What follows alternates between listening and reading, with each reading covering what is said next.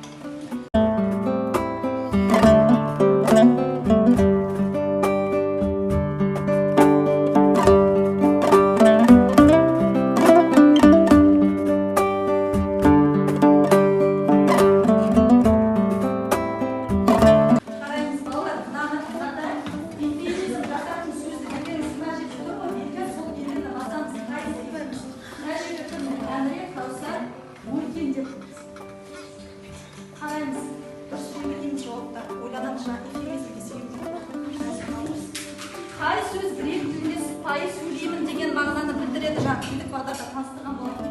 Белгілейміз. Эвфемизм бойынша сөз барлау сөзі қай сөзді алмастырады? Қай сөзді алмастырады? Сөз барлау. Яғни бұнда бірінші кім? Кәусар мен Өркен.